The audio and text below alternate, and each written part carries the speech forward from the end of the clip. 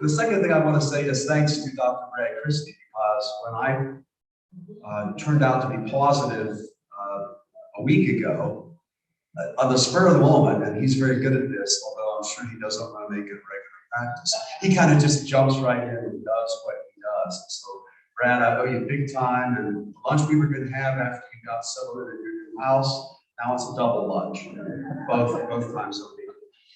I'm going to go ahead and get started. I know some of you are visual learners, so I have planned on having a number of photographs that I've taken to illustrate the points that I want to make about Buddhism.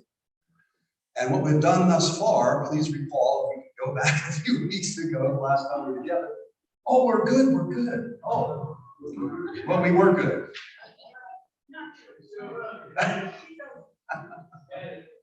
We had it momentarily. Well, when it comes back on, I'll go ahead and simply do it. And you know I hate microphones, but my voice is still not all that strong, so I better use this to be able to make my points. Why in the world are we doing such a series in the first place? I mean, why aren't we studying a biblical book together or some kind of spiritual practice like the power of prayer or Bible study in the life of Christians? We're doing it because we live in a society that is increasingly pluralistic.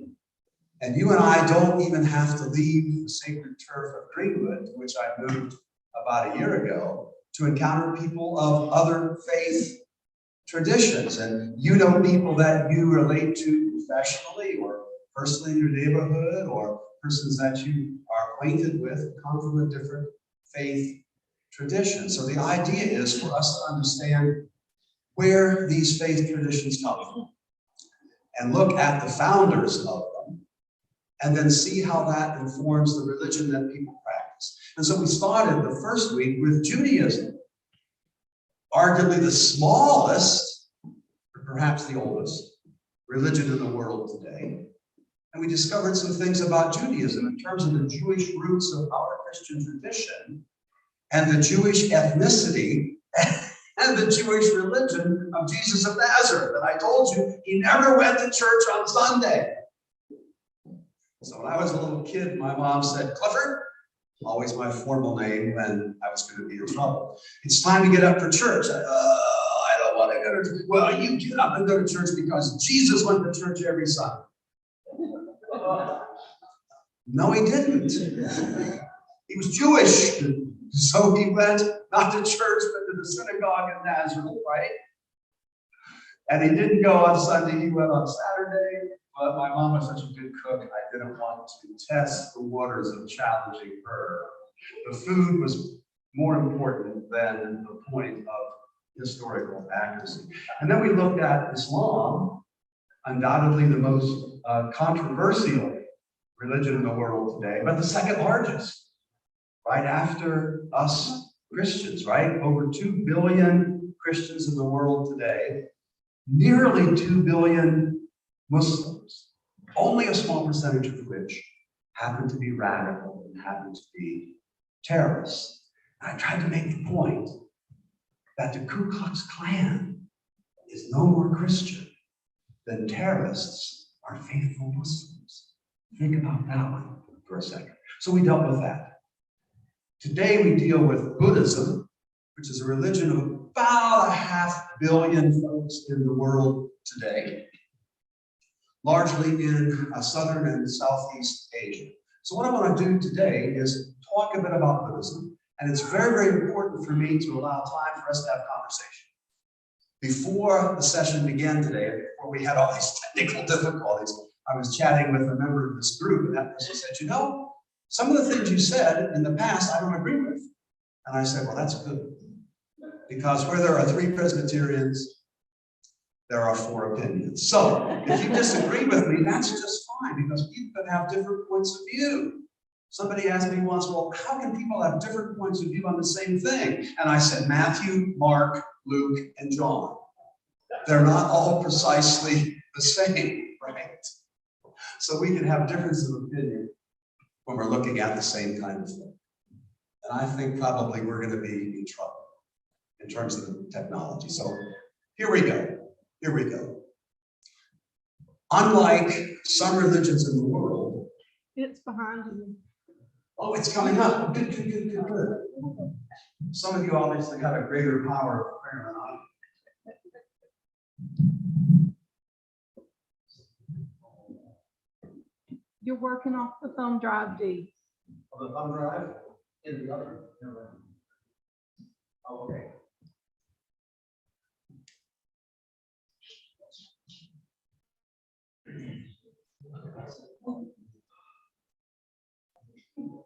That wasn't the right result. Okay, so this is called balance.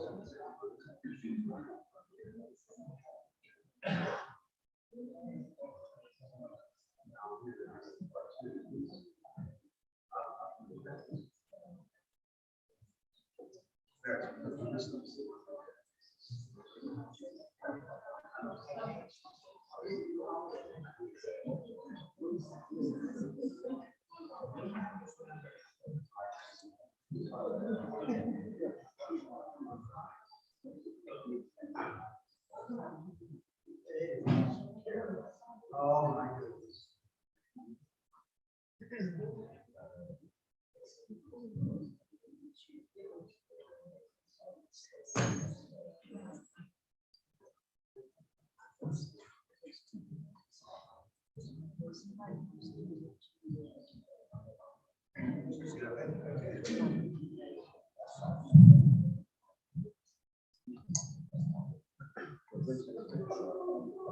Obviously, those of you who have been praying that this begin to work have a stronger power of prayer than I do. I prayed fervently for my Kansas City Chiefs. I even flew the Kansas City Chief flag outside of my house, as my neighbor Lander knows, and they lost 24-21 to the Bengals. I used to teach in Missouri, so you're a Kansas City Chiefs fan. So I'm convinced there is no God. and prayer doesn't work. So your prayers are very important. So let's do a little catch up here. Well, let me guess now. This technology's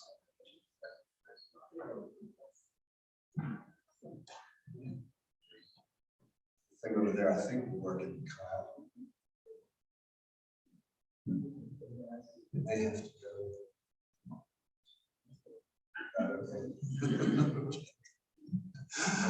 So now the dilemma is I've got at least 45 minutes of presentation and inadequate time, so I'm going to have to be very, very much the editor here as we look through these, and we'll see if we're going.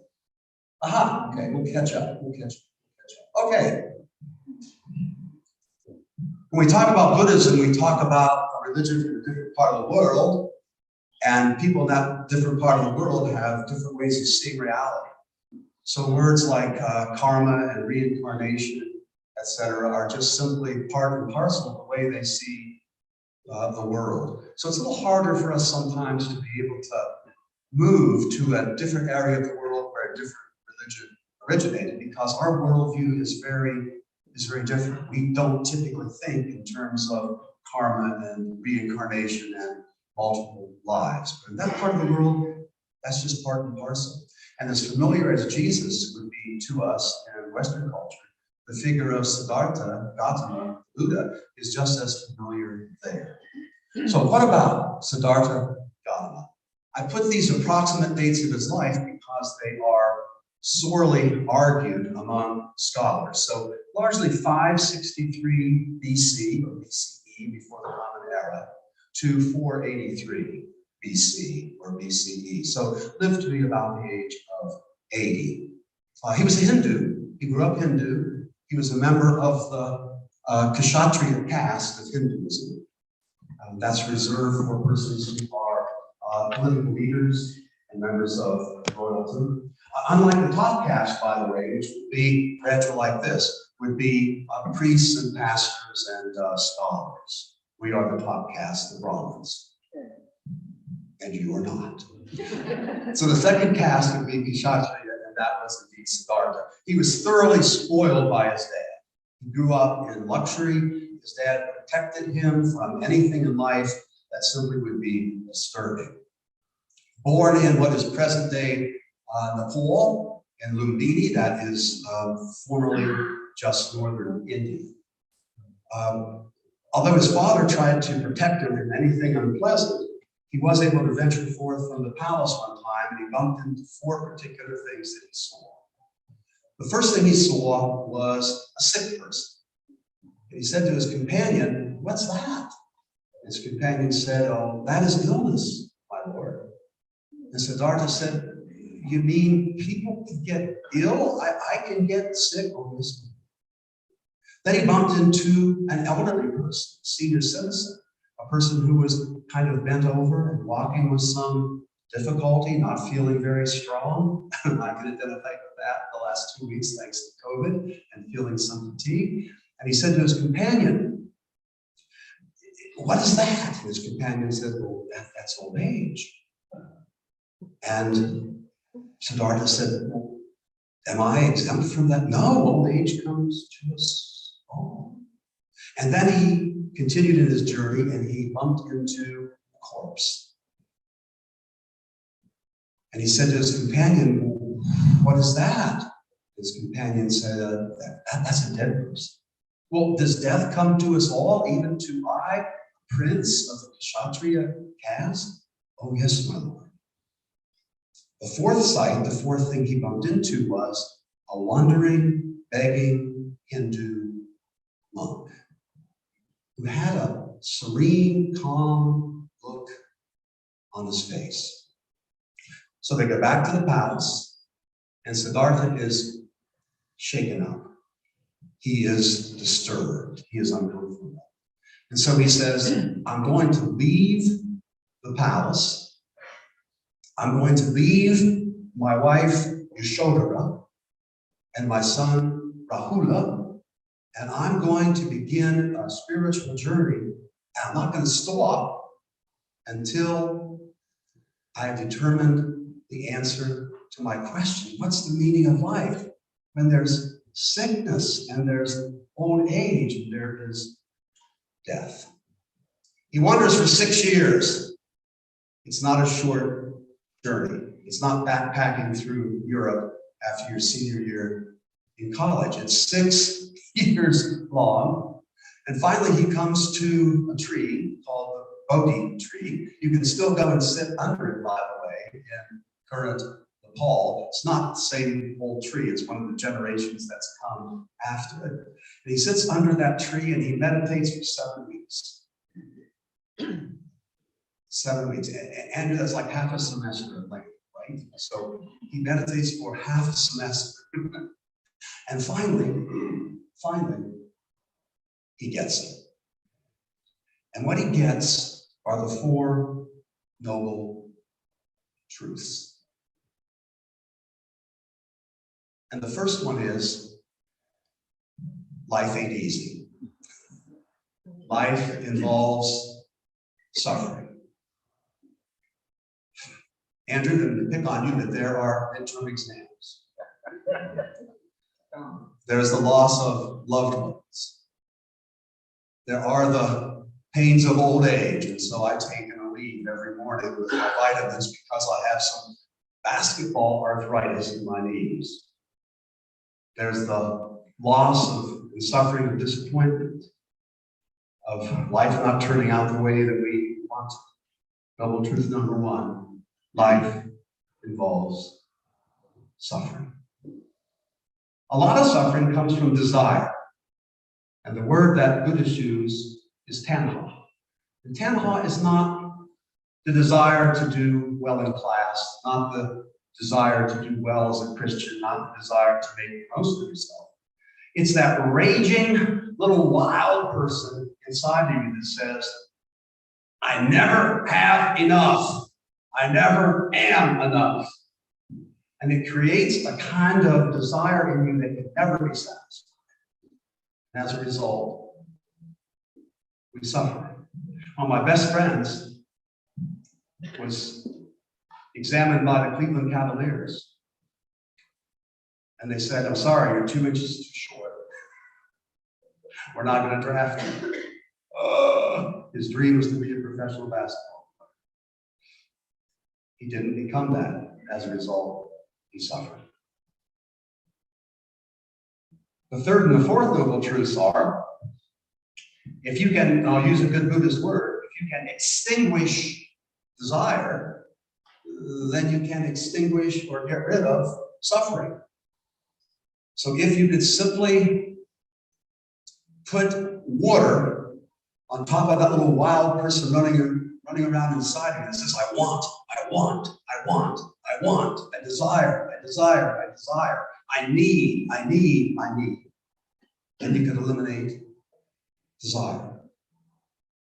You can do that by following a rigorous path of discipline called the Eightfold Path. Now, I could spend several hours talking about the Eightfold Path, but breathe a sigh of relief, I won't. I'll say just a few things about it. Along the way to sharing these truths, though, I need to say, like Jesus of Nazareth in the wilderness, Siddhartha is tempted by Mara, a kind of demonic or devil figure, if you will, not to share the insights. Well, you can see my photography needs to be a little better. The light, there's a picture here on the left, and Siddhartha, who once he had the Four Noble Truths, now becomes the Buddha. Buddha is a title, just like Christ is the title applied to Jesus, right? Jesus the Christ, Siddhartha, Gautama, the Buddha. He teaches in a deer park in Sarnath. You can still visit that today. And I took a picture of the deer there. You can buy ice cream cones that are filled with little pellets, and the deer come around and they eat the pellets from the ice cream cone. I didn't have any because I'm cheap, and so the deer just kept putting its nose in my pockets, thinking, surely this guy has got some of these treats for us as deer. I mean, nobody comes here doesn't give us food, and I didn't. So quickly, the Eightfold Path, I'll just say a comment about each one of these. Again, they deserve a long conversation. But they are right knowledge, right aspiration, right speech, right behavior, right livelihood, right effort, right mindfulness, and right absorption. Just quickly. Right knowledge is simply the awareness that the Four Noble Truths are true. That life does involve suffering, that a lot of suffering comes from unrealistic desire and wants, the raging little wild person inside of you. If you can get rid of desire, you can get rid of suffering. And you can get rid of desire by following the Eightfold Path. If you find those to be insightful, if you find those to be true, that is noble truth. Number two is right aspiration. And that is having the right and proper motive behind all your actions. So when students used to bake me chocolate chip cookies around final exam time, were they doing that because I was such a wonderful professor and they wanted to say thank you for 16 weeks of rigorous study? Or did they want to soften me up and say, we know he loves chocolate chip cookies, he would die for chocolate chip cookies. That is his desire that needs to be quenched, right? So what was their motive? What's our motive in the various things we do? So Buddhists like to take a very careful look at what prompts the actions and the thoughts and the feelings that we have. Quickly. Right speech. No lying, no swearing, no slandering, and no gossip. OMG, what will we talk about? Right behavior. And seeing these pictures, I lived with this a group of Buddhist monks in the monastery in Thailand, and this was the guy who was my guide and my friend. So when I see that picture, my heart begins to beat a little fast. What a nice guy. Right behavior is no murder, no stealing, no lying, so no lying again. No drinking of intoxicating beverages for some but not all Buddhists, and no sexual immorality. And this particular monk who was showing me around, he said, let me treat you to the best beer in Thailand, which is Singha. And I said, well, I really enjoy wine a little more than beer. Is that okay for me to say, Dr. HIte, that I drink wine? In this crowd, yes. In this crowd, yes, okay. Well, I grew up Baptist, and in that crowd I didn't be talking like And I said, well, okay, I'll try a sin hop beer. And he said, okay. And then I said, well, let me get you one. He said, well, I don't drink. So some Buddhists consume alcoholic beverages and some do not, just like some Christians consume alcohol beverages and some do not. Right livelihood, this is a good one, Andrew, for you as a college student and a history education major. We talked about this before the session. Choose an occupation for which you are well suited. Choose an occupation for which you are well suited. My ex-brother-in-law is very, very wealthy. And every day he needs to choose which of 5 vehicles he's going to use to drive to work. Yeah, it's a tough life. Whichever vehicle he gets into, he then drives to work, and along the way he cries. He hates his job, but he's locked in because the lifestyle is funded by what he does. I won't tell you what he does, that's not important. It doesn't suit him. And somebody asked me what hell on earth would be like. And no, Dr. HIte is not a really long sermon from you, so don't think I'm going there with that. But what is hell on earth? Hell on earth is being caught up in doing something for a living that you absolutely detest. I'm a retired professor now, and I love going to teach every day. I absolutely, they make a lot of money doing it, but I loved doing what I did. My student said to me one time, well, when are you going to retire, Dr. Cain? I kept thinking, what are they implying here? When are you going to retire? Hopefully before the final exam. When are you going to retire? And I said, when I wake up and I no longer want to see you. You know, when it no longer has that joy and that meaning. So from a Buddhist perspective, choose something for which you are well suited in life. And now in retirement, I'm thinking to myself, what do I now do in my retirement? Dr. Christie and I have kind of come back and forth a little bit about this. And I said, well, I'm retired, so I'm going to choose kind of very carefully here. But I'm going to choose those things that give me a sense of meaning for which I think I'm well suited. And gosh, I love to teach. So Dr. HIte, thank you for inviting me to do this. Okay. Right effort. Right effort. Simply said, do good and avoid evil. Do good and avoid evil. In Buddhism, it's just that simple. It's just that hard. It's just that simple. It's just that hard. Well, if you want a comparison here, when they asked Jesus, what are the 2 greatest commandments? Love God and love your neighbor. It's just that simple. It's just that hard. Have you seen my neighbor? I'm laughing because my neighbor is here in the audience this morning. But no, she's a delight by whom to live. But think about it. Love God and love your neighbor. It's just as simple as that, right? And it's also tough at times to love God, especially when our neighbor is different from us. So in Buddhism, do good and avoid evil. Just as simple as that. It's just as difficult as that. Right mindfulness, I love this. Right mindfulness is at every moment of your life, be alert.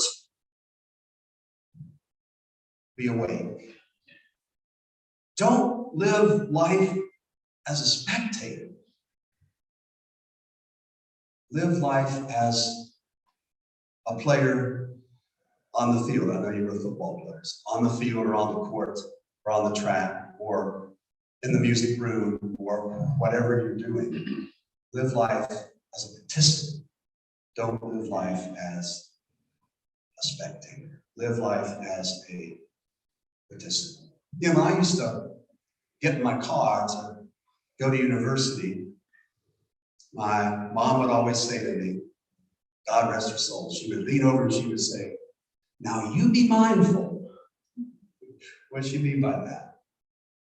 Be alert. You'll be driving in some crazy traffic. The bad traffic's not only in Charlotte. There are a lot of places where the traffic is pretty challenging, right? So be mindful, be alert, be on top of things, be mindful. And lastly, what if you could make that mindfulness just a reflex action, just a habit? Didn't have to think about it, you just did it. I don't mean to pick on you, well, yeah, I do. When you put your shoes on this morning, which shoe did you tie first?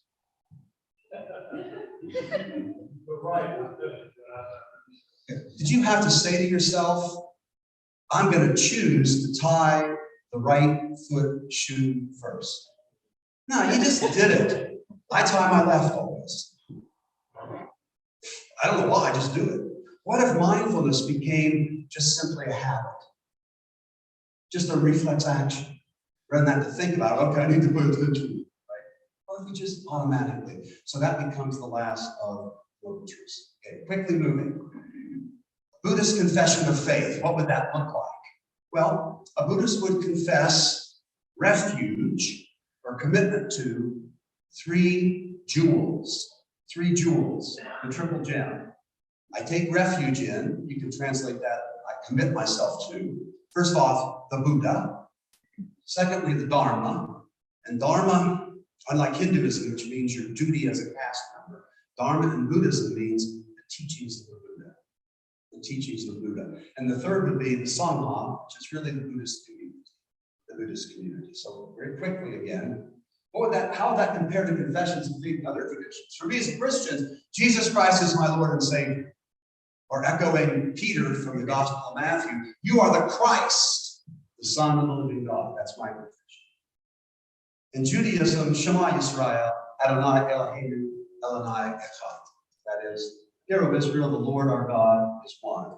Or Islam, La ilaha illallah Muhammad Rasulullah. That is, there is but one God, Allah, and Muhammad is his final messenger. Well, is there any help along the way to overcome desire by following the Eightfold Path? Depending on which kind of Buddhist you are, the answer is yes or no. In Theravada Buddhism, there is no help. It's up to you. There are no deities. The Buddha is not a deity. The Buddha is simply a person who did it. A person who lived life and achieved enlightenment, which leads to nirvana. But for Mahayana Buddhists, the Buddha is a deity to whom you can pray and who can help you along on your spiritual journey. For some Buddhists, there are bodhisattvas, and those are simply individuals who have almost reached the spiritual goal, but they have taken a commitment that before they step onto the shore, I'm choosing my words carefully here, these are Buddhist words, to the shore of nirvana, I turn to help everybody else, every other living thing in the world that is suffering. So the bodhisattva can also be a help in achieving your goal. You have the Dharma, that is the teachings of the Buddha, as a help. And they're found in 3 baskets of wisdom called the Tripitaka. I can say more about that, but I won't. And lastly, you can find help, as I found help in the Christian community to live my Christian walk.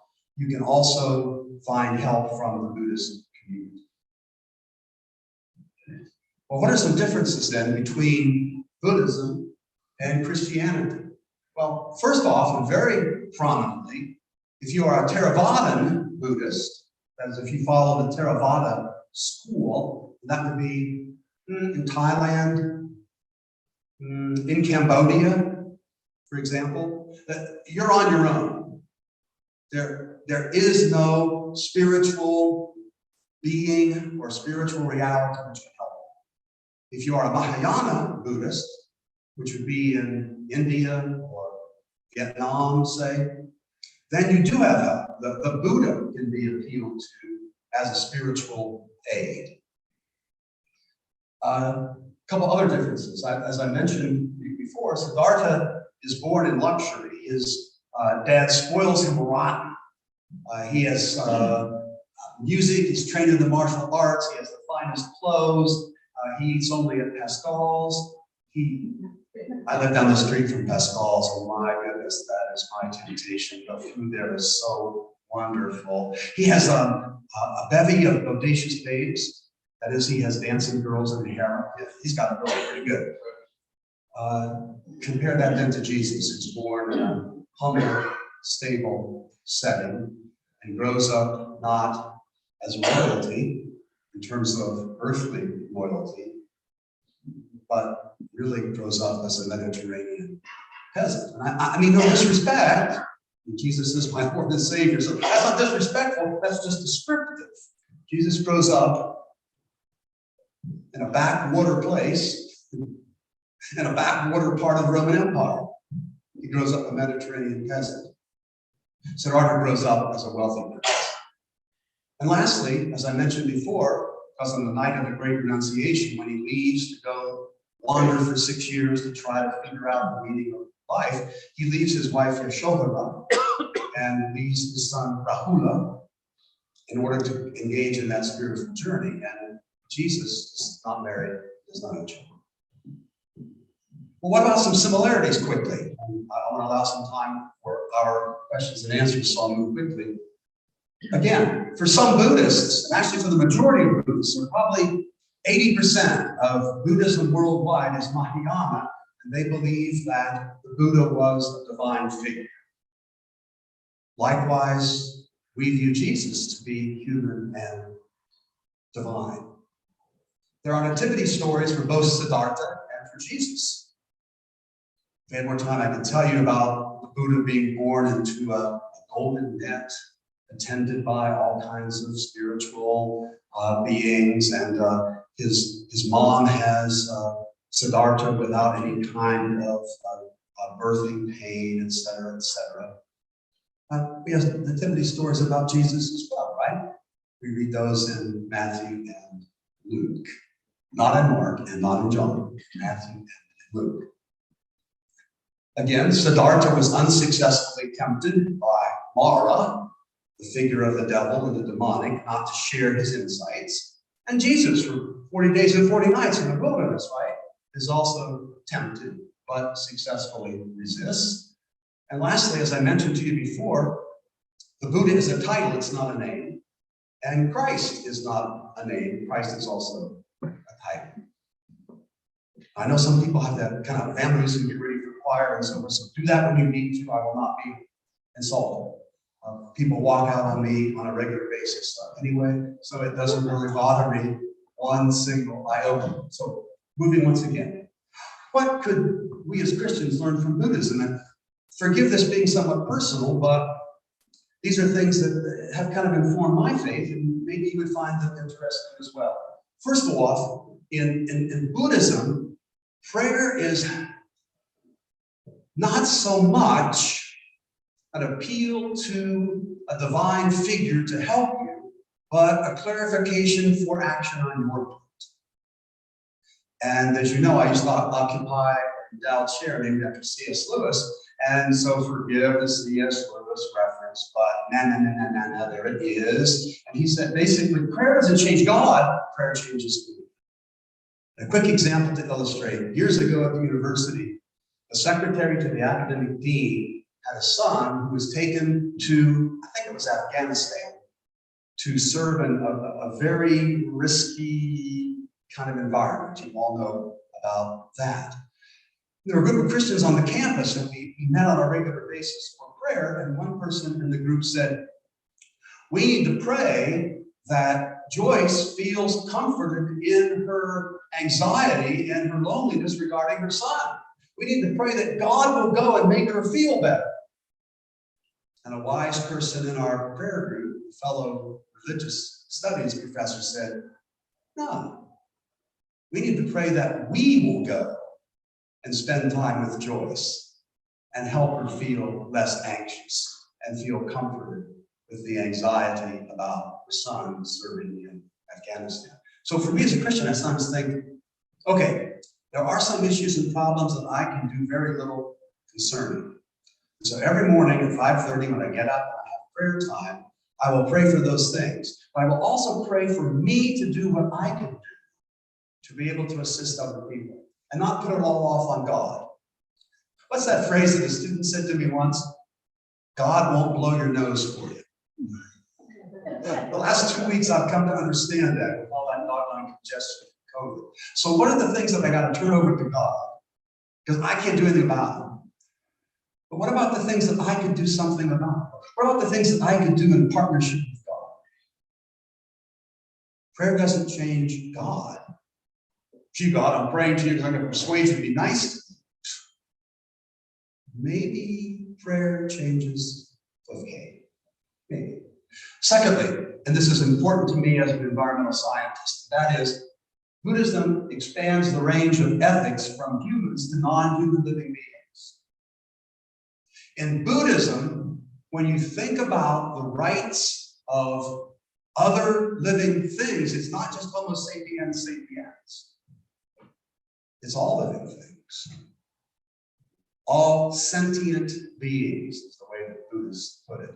All conscious beings have to somehow be within our realm of ethical reflection. A quick little aside, because this is really important to me. When I was growing up as a kid, there was the actor Tab Hunter. Anybody remember Tab Hunter? Oh, I saw your hand go quickly. He was a heartthrob, wasn't he? Yeah, he was. Okay, he had a dog, and he beat his dog. And people challenged him and said, "What are you doing?" He said, "It's my dog. I'll do what I want to it." Fast forward to about 10 years ago, and the great football player for Virginia Tech, Michael Vick. What does he do? Mistreats dogs. What happens to Michael Vick? As my mom would say, Clifford, he was put in the hoose cow. He's put in jail. Well, what happened? What changed? Well, animals have rights. You can't abuse a dog without getting in trouble. That wasn't the way it was in the 1960s. It's the way it is now. Buddhists would say, "Yay, you finally are getting it." Other living things have rights that must be taken into consideration. Number 3, the chief virtue for us Christians is agape love. Because we try to imitate God. That's why God loves us. God even loves Cliff Cain. Oh, that really requires a great deal of effort on God's part, I'm sure. But the point is, God loves me, even though I don't really always act in ways that deserve and qualify for that love, right? The chief virtue of Buddhism is compassion. They're not quite the same, but I'd argue, aren't they kind of cousins? If you love somebody, are you compassionate? And if you're compassionate, does that involve some sense of love? I'll let you think about that. And lastly, mindfulness. Living in every situation, in every present moment, with as much awareness as you possibly can. Don't live life as a spectator, live life as a participant. One quick thing, and then your questions, and then we better call a time out to be able to get to church. Because I know that the sermon today really won't be too long and be held on earth. But Thich Nhat Hanh is a Vietnamese Buddhist monk who just died 2 weeks ago. Maybe you saw it in the papers. And probably after His Holiness the 14th Dalai Lama, he would be the most recognizable Buddhist in the world today. Certainly the case in the world of Buddhism. A person who protested as a Vietnamese Buddhist monk the war in Vietnam. And his country said, he left for a conference and they said, "You ain't getting back in." And so he had to move to Paris. He lived and taught there. Maybe the name is Thich Nhat Hanh. We have about 8 minutes before I get in trouble with Kyle and with Brad and with the others for keeping you too long. But are there certain questions that might appear to you that we need to talk about? Yes, sir. I find it interesting. I spent a little time in this monastery. Okay. I spent some time there. And I found it interesting that most people, like myself and Christians, believe karma happens to someone that does something bad karma. There's good karma too. You do something good, you get good karma. Most people don't think it. Did you hear his comment? He said how neat you can do that. He spent time at Thich Nhat Hanh's monastic community. One of the things he learned was that karma could be good karma or karma could be bad karma. In other words, here's the idea in Buddhism. The universe is moral. If you do good things, then good things will come back to you. If you do bad things will come to you. The universe is moral. So think of bad karma as being sticky little things that are like pellets of steel, I'm using imagery here, that weight you down. And so in your next life, you don't come back at the same level of spiritual progress, and you're punished. If you are a good person, you can come back at a higher level. So I would encourage all of you to be as good as you can, and maybe someday you'll be reborn as a Brahmin like me. Oh, yeah, and okay, thank you for saying that. He said he also became a vegetarian. My daughter did so as well, not just for health reasons, but for ethical reasons. And you're a vegetarian, my daughter's a vegetarian. Why? Because that causes less harm to other living things. And when I lived at that Buddhist monastery in Thailand, you know what they fed me all the time? Lentils. I don't, they had bathrooms, but lentils, yeah, that's important, you eat a lot of lentils. But there was never any meat, and it wasn't even higher forms of vegetables, it was lentils. And the idea was, we'll live in such a way as to cause the least harm to other living things as possible. So vegetarianism is not only the ideal for the Hindus, it's also an ideal for the Buddhists. Yes, ma'am. What do you mean by that? Say it again. What do you mean by that? What kind of food you have whenever you eat? Oh. She's asking a question about foods. Yeah. The idea is, the more conscious a life form is, the more resistance you should have toward looking at it. Well, you shouldn't be eating pigs and you shouldn't be eating cattle. And I love my pork chops and applesauce are to die for. And my neighbor's coming by in a couple of days, and I will do chicken in my world famous mushroom sauce. And actually, I probably should say a successful dinner for me is when my dinner guest lives to talk about it the next day. But you just get the sense that the higher the life form, the more conscious that is. And so you need to show restraint in terms of eating.